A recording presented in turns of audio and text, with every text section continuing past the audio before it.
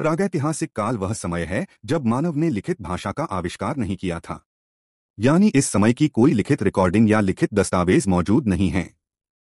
यही कारण है कि इस काल के अध्ययन के लिए हमें लिखित ग्रंथों पर नहीं बल्कि पुरातात्विक प्रमाणों और वैज्ञानिक तरीकों पर निर्भर रहना पड़ता है। इस काल की शुरुआत मानव के धरती पर आगमन से होती है और इसका अंत तब माना जाता है जब मानव ने लेखन कला सीखी।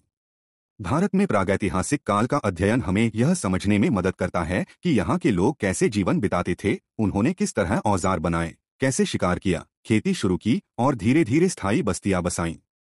यह समय लाखों वर्षों तक फैला हुआ है और इसे मुख्यतः 3 चरणों में बांटा जाता है: पाषाण युग, स्टोन एज, धातु युग, मेटल एज, और बीच के कुछ संक्रमण काल। पाषाण युग का विवरण।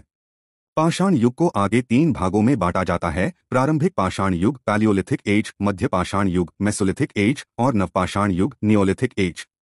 प्रारंभिक पाषाण युग में लोग शिकारी संग्रहकर्ता थे। वे जंगलों में रहते थे, जंगली जानवरों का शिकार करते थे और पेड़ों से फल कंदमूल इकट्ठा करते थे। उनके औजार बड़े और खुरदरे पत्थरों के होते थे, जिनका इस्तेमाल काटने और मांस तोड़ने के लिए किया जाता था। मध्य पाषाण युग में औजार छोटे और धारदार हो गए, जिन्हें माइक्रोलिथ कहा जाता है। इस समय लोग मछली पकड़ना, छोटे जानवरों का शिकार करना और थोड़ी बहुत खेती करना सीख गए थे।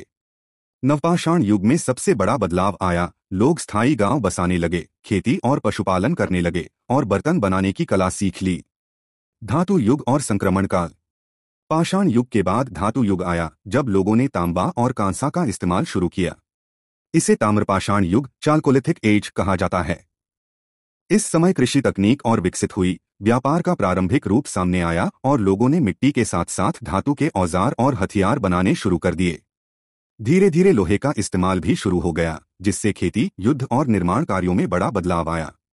हालांकि धातु युग का आरंभ अलग अलग क्षेत्रों में अलग समय पर हुआ, लेकिन इसका असर समाज की संरचना, तकनीक और आर्थिक गतिविधियों पर स्पष्ट रूप से दिखा। पुरातात्विक प्रमाण। प्रागैतिहासिक काल के अध्ययन में पुरातात्विक प्रमाण सबसे अहम हैं। भारत में भीमबेटका की गुफाएं, मध्य प्रदेश, इस काल के अध्ययन का प्रमुख केंद्र हैं। यहाँ की गुफाओं की दीवारों पर बनी चित्रकारी हमें उस समय के लोगों के जीवन की झलक देती है, जैसे शिकार के दृश्य, नृत्य और दैनिक गतिविधियां। इन चित्रों में प्राकृतिक रंगों का इस्तेमाल किया गया था, जो हजारों साल बाद भी दिखाई देते हैं।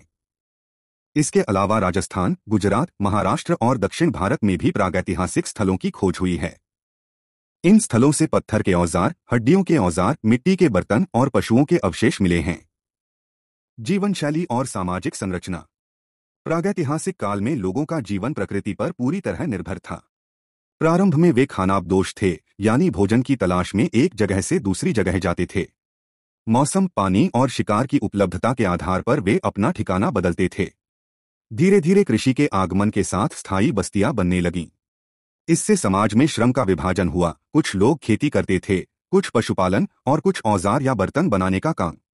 सामूहिक शिकार, सामूहिक खेती और साझा भोजन ने सामाजिक एकता को बढ़ावा दिया। इस समय धर्म का प्रारंभिक रूप भी उभरा। लोग प्रकृति की शक्तियों जैसे सूरज, चांद, नदी और पहाड़ की पूजा करने लगे। निष्कर्ष। प्रागैतिहासिक काल भारतीय इतिहास का सबसे लंबा और सबसे बुनियादी दौर है। इसी समय मानव ने जीवित रहने की कला सीखी, प्रकृति के साथ तालमेल बिठाया, औजार बनाए, आग का इस्तेमाल सीखा और धीरे धीरे सभ्यता की ओर कदम बढ़ाया।